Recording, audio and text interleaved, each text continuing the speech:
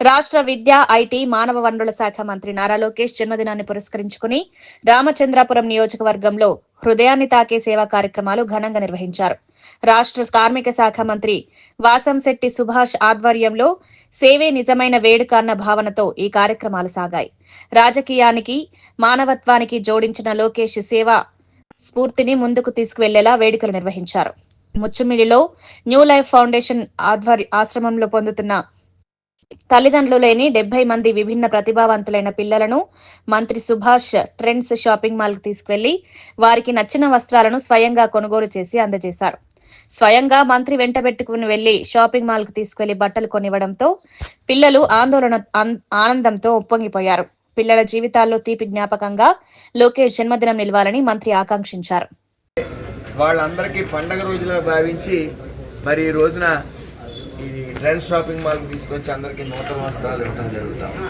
ఇటు విద్యలోనే కాకుండా ఇటు వస్త్రాల్లో కూడా కార్పొరేట్ సంస్థలకు ఏమాత్రం తీసుకోకుండా పూర్తిగా వాళ్ళందరికీ కార్పొరేట్ సంస్థలకు సమానంగా వస్త్రాలు కూడా వాళ్ళకి ఇవ్వడం జరిగింది. అదేవిధంగా షూస్ కానీ, సెమిస్టర్ వైజ్ బుక్స్ కానీ, క్లాస్ రూమ్కి ఒక టీచర్ కానీ, అలాగే క్రీడలకి సమాన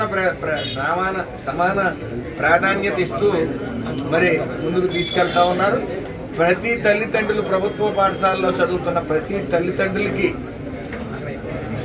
ఈరోజు మన విద్యాశాఖ మరియు ఐటీ శాఖ మంత్రివర్యులు లోకేష్ గారి బర్త్డే సందర్భంగా ఈరోజు ఉదయం నుంచి కూడా అనేక కార్యక్రమాలు చేయడం జరిగింది.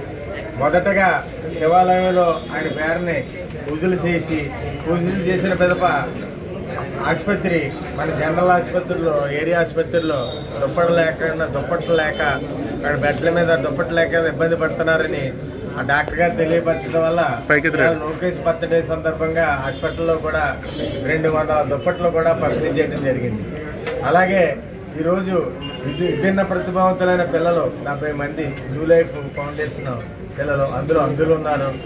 మానసిక స్థితి సరిగ్గా లేని వాళ్ళు ఉన్నారు. వాళ్ళందరూ కూడా దుర్భరమైన పరిస్థితుల్లో ఉంటే వాళ్ళకి బట్టలు, కొత్త న్యూ బట్టలు, వాళ్ళకి పండగ రావాలి, లోకేష్ గారి బర్త్డే సందర్భంగా వాళ్ళందరూ పండగ చేసుకోవాలనే ముఖ్య ఉద్దేశంతో కొంతమంది మా ఫ్రెండ్స్ పండితేజ, అలాగే పట్టాభి గారి వాళ్ళ సహకారంతో, మా సహకారంతో కూడా మేము వాళ్ళకి నూతన వస్త్రాలు వేళ మేము ఏదైతే ట్రెండ్స్ షోరూమ్ ఉందో ట్రెడిషనల్ బట్టలు అన్నీ కూడా పెద్ద ఇంట్లో పిల్లలు వేసుకునే బట్టలు మేము ఏర్పాటు చేయడం జరిగింది. పండగ వాతావరణంలో ఈరోజు బ్రాండెడ్ వస్త్రాలు, అలాగే ఈరోజు వాళ్ళందరికీ కూడా మా సత్యం ఫౌండేషన్ తరఫున వాళ్ళందరికీ కూడా మంచి విందు భోజనం కూడా ఏర్పాటు చేయడం జరిగింది.